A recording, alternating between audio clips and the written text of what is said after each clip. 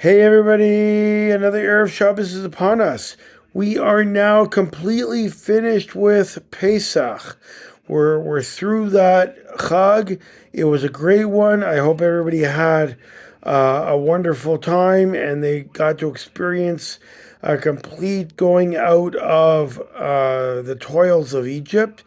And now we are going into the Shabbos of Acharei.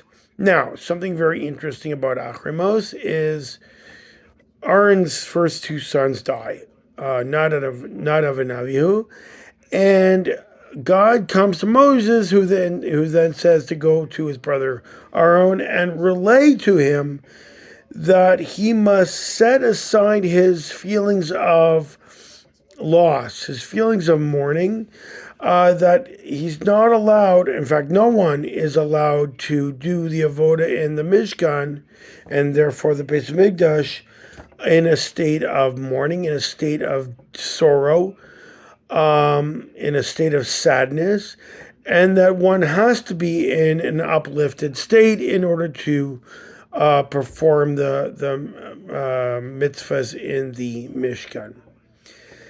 So we've come across this before. How can one command emotion?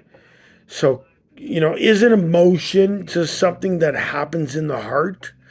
As we say, when we speak to someone heart to heart, it's pure, it's direct from the heart to the other person's heart, and without having to figure out logistically how to go through the brain.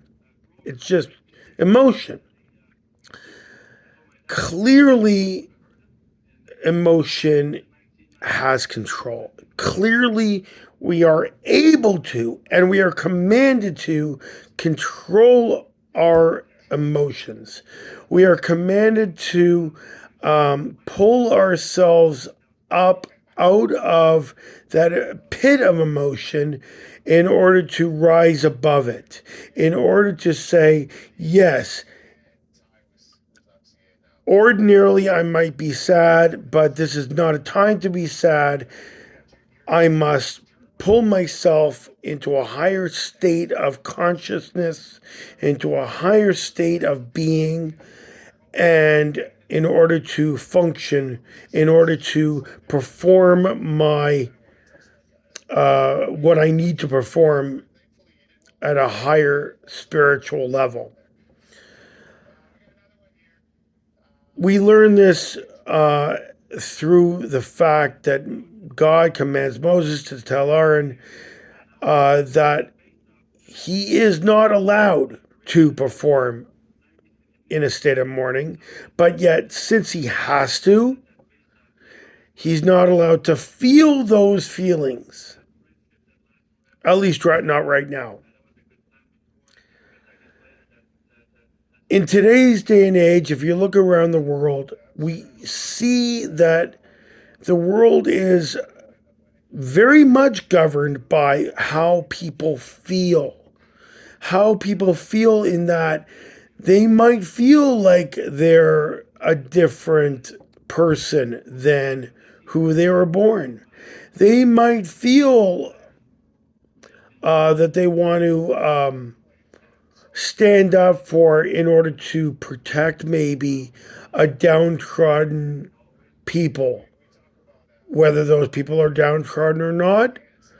But the people feel that they want to stand up for them and act in a way that allows them to do things that they wouldn't normally do because they're acting on feelings.